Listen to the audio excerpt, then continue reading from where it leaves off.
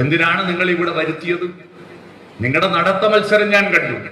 ഈ പ്രായത്തിലും ചെറുപ്പക്കാരേക്കാൾ നല്ല എനർജറ്റിക് ആയിട്ട് നടക്കുന്നു.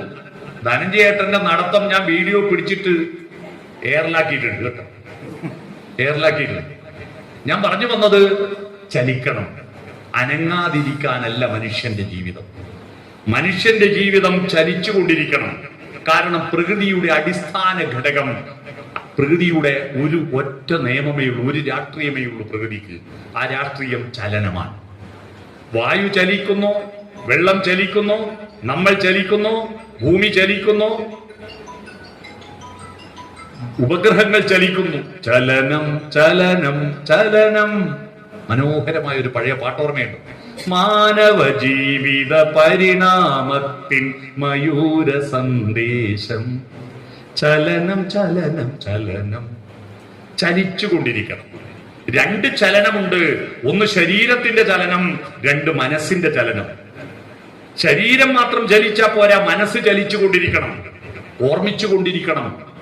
മറവി ഉണ്ടാകും. എനിക്ക് മറവിയാണെന്ന് എപ്പോഴും പറയുന്നത് ശരിയല്ല. ലോകത്തെ ഏറ്റവും ബുദ്ധിയുള്ള മനുഷ്യനാരാന്നറിയുമോ? ഏറ്റവും IQ ഉപയോഗിച്ച മനുഷ്യൻ ആൽബർട്ട് ഐൻസ്റ്റീൻ ആണ്. ഏറ്റവും കൂടുതൽ ബുദ്ധിയുള്ള മനുഷ്യൻ. ഏറ്റവും കൂടുതൽ മറവിയുള്ള മനുഷ്യനാരാന്നറിയുമോ? അതിനൊരു കഥ പറയാം. ലോകപ്രശസ്തനായ ഒരു മനുഷ്യൻ ട്രെയിനിൽ യാത്ര ചെയ്യുമ്പോൾ TTR വന്നിട്ട് ടിക്കറ്റിന് ചോദിച്ചു. അയാൾ ബാഗിലാകെ തപ്പാൻ തുടങ്ങിയപ്പോ അയാൾ പറഞ്ഞ ടിക്കറ്റ് എടുത്തതാ, എവിടെയോ ഉണ്ട്, കാണുന്നില്ല. കുറച്ചു നേരം TTR കാത്തു നിന്നപ്പോ പറഞ്ഞു, സാറേ ഞങ്ങൾക്കൊക്കെ നിങ്ങളെ അറിയാം, നിങ്ങൾ ടിക്കറ്റ് എടുക്കാതെ യാത്ര ചെയ്യൂല എന്ന് ഞങ്ങൾക്കറിയാം, അതുകൊണ്ട് തപ്പണ്ട, ഞാൻ അങ്ങോട്ട് പോവാം എന്ന് പറഞ്ഞു. TTR പോയിട്ടും ഇയാൾ തപ്പല് തുടങ്ങപ്പോ ഇയാള് ബാഗെല്ലാം വാരി വലിച്ചിട്ട് തപ്പുമ്പോ അടുത്തിരിക്കുന്ന ആള് ചോദിച്ചു, ആ ടിക്കറ്റ് വേണ്ടെന്ന് അയാൾ പറഞ്ഞിട്ട് പിന്നെ നിങ്ങൾ എന്തിനാ തപ്പിക്കൊണ്ടിരിക്കുന്ന?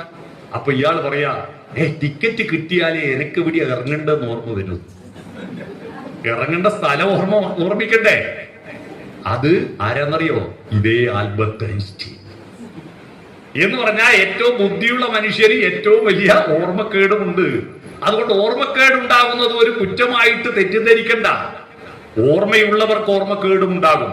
അല്ലാതെ ഞാനിങ്ങനെ മറവിക്കാരനാണ് എന്ന് സ്ഥിരമായിട്ട് പറയേണ്ടതില്ല.